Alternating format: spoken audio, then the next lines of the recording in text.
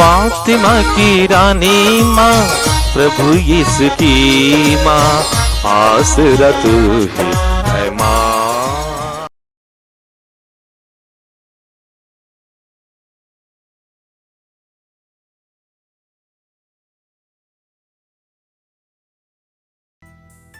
पहला पाठ नबी इसायास का ग्रंथ, अध्याय 7, पद संख्याएं 10 से 14 तक। कुंवारी गर्भवती है। प्रभु ने आकाश से कहा, चाहे अधोलोक की गहराई से हो, चाहे आकाश की ऊंचाई से, अपने प्रभु ईश्वर से अपने लिए एक चिन्ह मांगो। आकाश ने उत्तर दिया, जी नहीं, मैं प्रभु की परीक्षा नहीं लूंगा। इस पर उसने कहा, हे दाऊद के वंश, मेरी बात सुनो। क्या मनुष्यों को तंग करना तुम्हारे लिए पर्याप्त नहीं है, जो तुम ईश्वर के धैर्य की भी परीक्षा लेना चाहते हो? प्रभु स्वयं तुम्हें एक चिन्ह देगा, और वह यह है, एक कुंवारी गर्भवती है।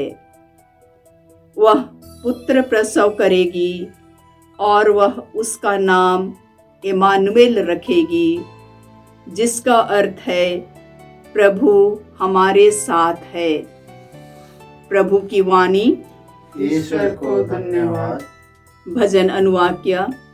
हे प्रभु, मैं तेरी आज्ञाओं का पालन करने आया हूँ।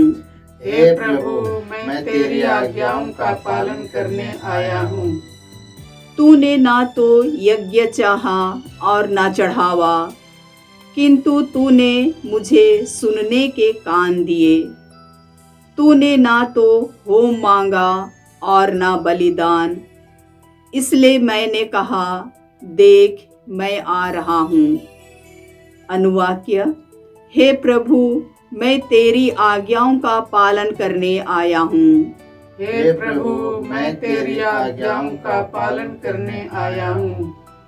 मुझे धर्म ग्रंथ में यह आदेश दिया गया है कि मैं तेरी आज्ञाओं का पालन करूं। हे मेरे ईश्वर, तेरी इच्छा पूरी करने में मुझे आनंद आता है। तेरा नियम मेरे हृदय में घर कर गया है। अनुवाक्य। हे प्रभु, मैं तेरी आज्ञाओं का पालन करने आया हूँ। हे प्रभु, मैं तेरी आज्ञाओं का पालन करने आया हूँ। मैंने सबों के सामने तेरे न्याय का बखान किया। तू जानता है कि मैंने अपना मुंह बंद नहीं रखा। अनुवाक्य। हे प्रभु, मैं तेरी आज्ञाओं का पालन करने आया हूँ। हे प्रभु, मैं तेरी आज्ञाओं का पालन करने आया हूँ। मैंने तेरी न्यायप्रियता को अपने हृदय में नहीं छिपाया। मैंने तेरी न्यायप्रियता का बखान किया। मैंने तेरा प्रेम और तेरा सत्य नहीं छिपाया, बल्कि सबों के सामने उनका बखान किया। अनुवाक्य। हे प्रभु, मैं तेरी आज्ञाओं का पालन करने आया हूँ। हे प्रभु, मैं तेरी आज्ञाओं का पालन करने आया हूँ। दूसरा पाठ, इब्रानियों के नाम संत पौलुस का पत्र, अध्याय 10, पद संख्याएं 4 से 10। हे ईश्वर, मैं तेरी इच्छा पूरी करने आया हूँ, जैसा कि धर्म ग्रंथ में मेरे विषय में लिखा है। सांडों तथा बकरों का रक्त पाप नहीं हर सकता, इसलिए मसीह ने संसार में आकर यह कहा, तूने ना तो यज्ञ चाहा और ना चढ़ावा, किंतु तूने मेरे लिए एक शरीर तैयार किया है। तू ना तो होम से प्रसन्न हुआ और ना प्रायश्चित के बलिदान से। इसलिए मैंने कहा, हे ईश्वर, मैं तेरी इच्छा पूरी करने आया हूँ, जैसा कि धर्म ग्रंथ में मेरे विषय में लिखा हुआ है। मसीह ने पहले कहा, तूने यज्ञ, चढ़ावा, होम अथवा प्रायश्चित का बलिदान नहीं चाहा, तू उनसे प्रसन्न नहीं हुआ। यद्यपि ये सब संहिता के अनुसार ही चढ़ाए जाते हैं। तब उन्होंने कहा, देख, मैं तेरी इच्छा पूरी करने आया हूँ। इस प्रकार वह पहली व्यवस्था को रद्द करते और दूसरी का प्रवर्तन करते हैं। यीशु मसीह के शरीर के एक ही बार बलि चढ़ाए जाने के कारण हम ईश्वर की इच्छा के अनुसार पवित्र किए गए हैं। प्रभु की वाणी। ईश्वर को धन्यवाद। जय घोष।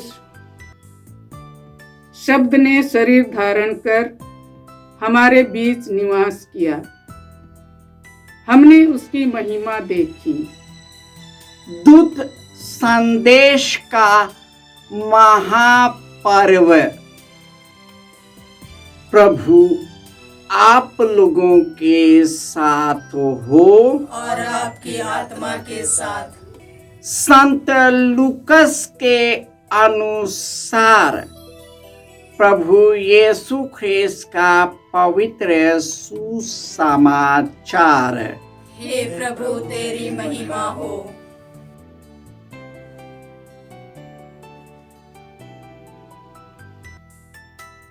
अध्याय 1 पद संख्याएं 26 से 38। स्वर्गदूत गाब्रियल ईश्वर की ओर से गलीलिया के नाजरत नामक नगर में एक कुंवारी के पास भेजा गया, जिसकी मंगनी दाऊद के घराने के यूसुफ नामक पुरुष से हुई थी, और उस कुंवारी का नाम था मरियम। स्वर्गदूत ने उसके यहाँ आकर उससे कहा, प्रणाम प्रभु की कृपा पात्री, प्रभु आपके साथ है। वह इन शब्दों से घबरा गई और मन में सोचने लगी कि इस प्रणाम का क्या अभिप्राय है। तब स्वर्गदूत ने उससे कहा, मरियम, डरिए नहीं, आपको ईश्वर की कृपा प्राप्त है। देखिए, आप गर्भवती होंगी, पुत्र प्रसव करेंगी और उसका नाम यीशु रखेंगी। वह महान होंगे और सर्वोच्च प्रभु के पुत्र कहलाएंगे। प्रभु ईश्वर उन्हें उनके पिता दाऊद का सिंहासन प्रदान करेगा। वह याकूब के घराने पर सदा सर्वदा राज्य करेंगे और उनके राज्य का अंत नहीं होगा। पर मरियम ने स्वर्गदूत से कहा, यह कैसे हो सकता है? मेरा तो पुरुष से संसर्ग नहीं है।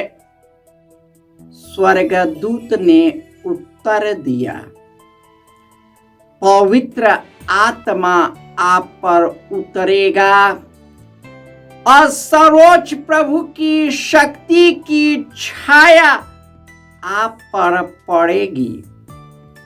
इसलिए जो आपसे उत्पन्न होंगे वह पवित्र होंगे और ईश्वर के पुत्र कहलाएंगे। देखिए, बुढ़ापे में आपकी कुटुंबनी एलिजाबेथ के भी बेटा होने वाला है। अब उसका जो बांझ कहलाती थी 6ठा महीना हो रहा है, क्योंकि ईश्वर के लिए कुछ भी असंभव नहीं है। मरियम ने कहा, देखिए, मैं प्रभु की दासी हूँ, आपका कथन मुझ में पूरा हो जाए।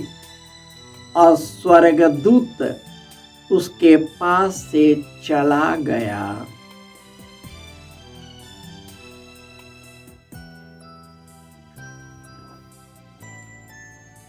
यह प्रभु का सुसमाचार है। हे क्रिस्त तेरी स्तुति हो। ख्रिस्त में प्यारे भाइयों और बहनों, आज महाकलीसिया के लिए अब पूरे दुनिया और संसार के लिए और हर एक मनुष्य के लिए एक अद्भुत घटना है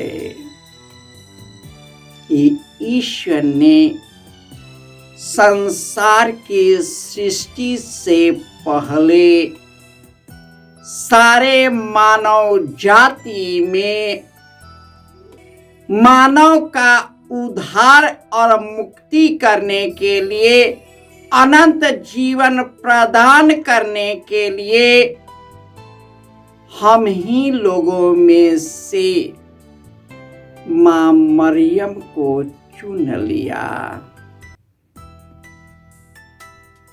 आज के पहले पाठ में आखाज, जो एक निर्दयी राजा था, वह दाऊद का परपोता था,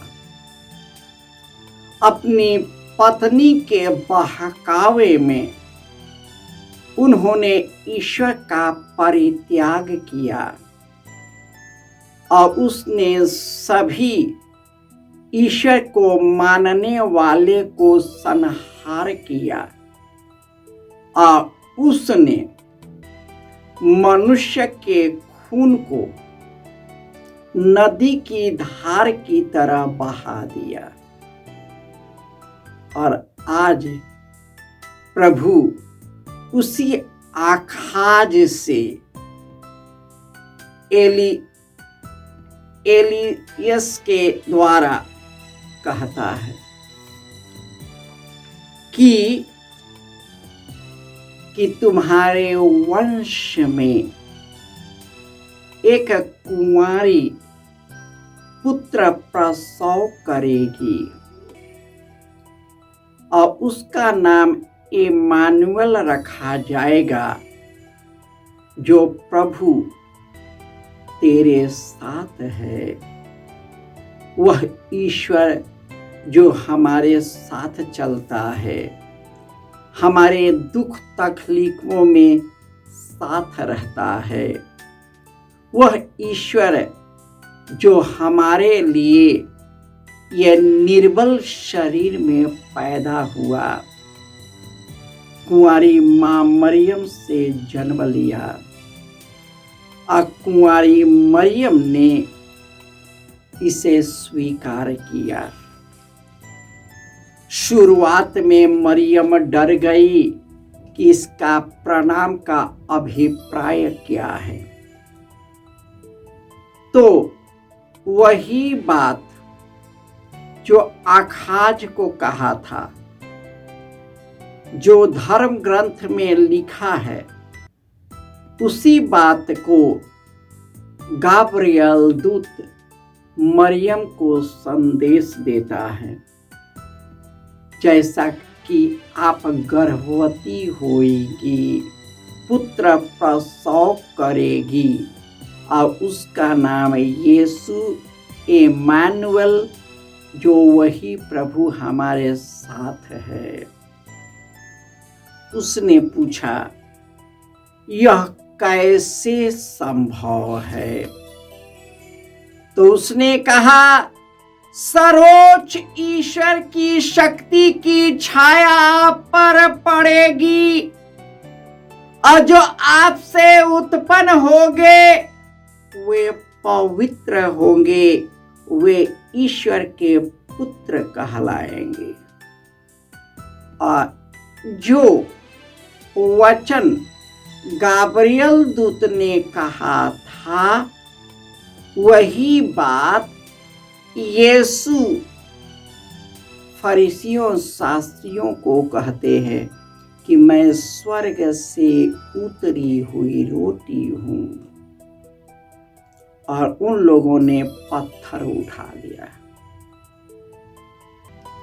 जो स्वर्गदूत जो ईश्वर के द्वारा भेजा गया था, वही बात यीशु भी कहते हैं कि मैं कौन हूं।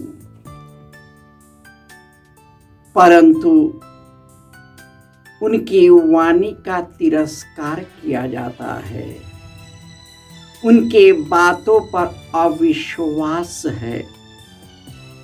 हमारे कई विश्वासी, यहाँ तक पुरोहित भी, हमारे धर्म संघी भी, और कई लोग इसमें विश्वास नहीं करते, कार्य करते रहते हैं, लेकिन यीशु कौन है वे नहीं जानते।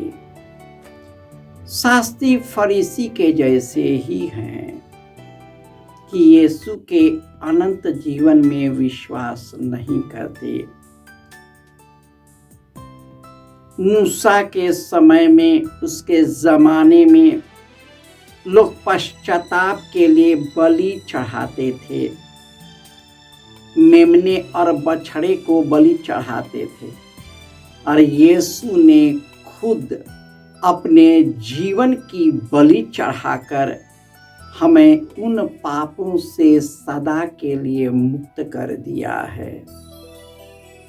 अब है कि हम कितना विश्वास करते हैं। यदि हमें यीशु में विश्वास है कि वही हमारे मुक्तिदाता है, तो यीशु को ग्रहण करने में कोई तकलीफ नहीं होगी। कई हमारे धर्म संघी यीशु का नाम लेने से डरते हैं और कई लोग कार्य करते हैं लेकिन अपने विश्वास की गवाही नहीं देते। कर्म ईश्वर है नहीं, कार्य ईश्वर नहीं है।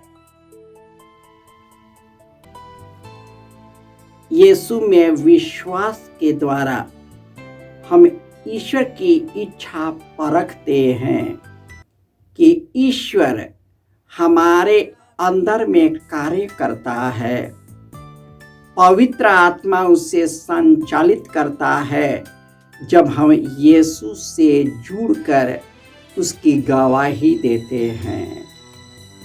क्या होगा? आरएसएस मारेगा, हिंदू मारेगा,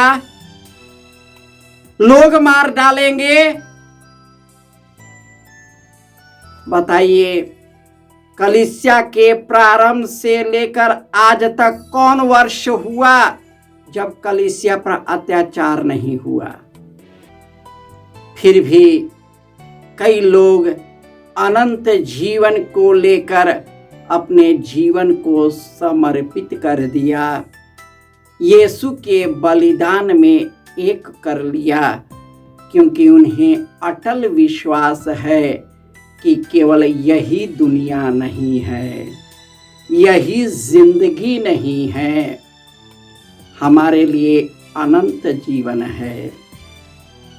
यह दुनिया का ज्ञान मिट जाएगा, इस दुनिया की शक्ति चली जाएगी, हमारा शरीर मिट जाएगा, लेकिन जो यीशु में संयुक्त होकर जीता है वह सदा सर्वदा बना रहेगा।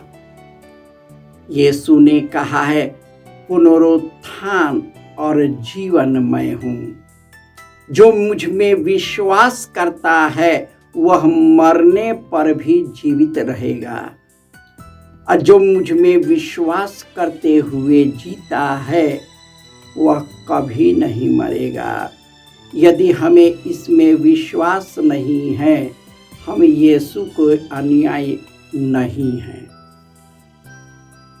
कभी नहीं हैं। हम नाम मात्र के लिए ख्रिस्तीय हैं, लेकिन इसमें विश्वास नहीं है तो हमें कलीसिया में विश्वास नहीं है, ईश्वर की शिक्षा में विश्वास नहीं। तो क्या चीज में विश्वास है? क्या चीज में विश्वास है? स्कूलों में शिक्षा देना वह सांसारिक है,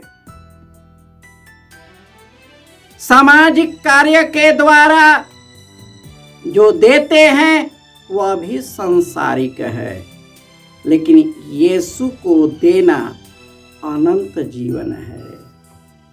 यही हम में कमी है, कलीसिया में कमी आ गई है, उनके अनुयायियों में कमी आई है। हमें चाहिए कि हम यीशु से संयुक्त होकर यीशु में विश्वास करें कि वही हमारा मार्ग, सत्य और जीवन है। उससे गए बिना कोई पिता के पास नहीं जा सकता। दुनिया की चीजें यीशु के पास नहीं ले जाएगा। सामाजिक न्याय भी यीशु के पास नहीं ले जाएगा। वो न्याय क्या है? मेरी इच्छा से अनुसार नहीं हुआ तो अन्याय, मेरी इच्छा पूरी नहीं हुई अन्याय, यही न्याय है। इसी के लिए हम जिंदगी समर्पित किए हैं, इसी के लिए हम जी रहे हैं। हमारी जिंदगी यहीं तक अंत है? जी नहीं, ये सब समाप्त हो जाएगा। लेकिन जो यीशु में जीवित रहेगा वह सदा सर्वदा के लिए जीवित रहेगा। हमें यीशु के राज्य के विस्तार के लिए अपने जीवन को अर्पित किया है, तो उसी को आगे बढ़ाइए। शिक्षा हो, सामाजिक कार्य हो, अगर उसमें यीशु छूट गया तो हम ईसाई होते हुए भी, धर्म समाजी होते हुए भी हम यीशु के नहीं रहे। मैं दावे से बोलता हूं कि हम नहीं हैं,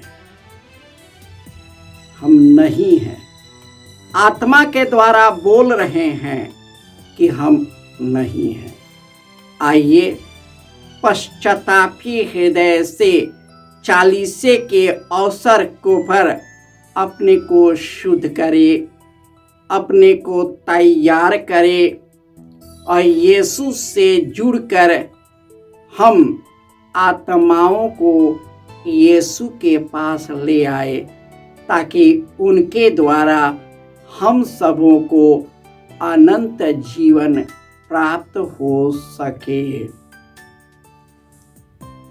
जय यीशु।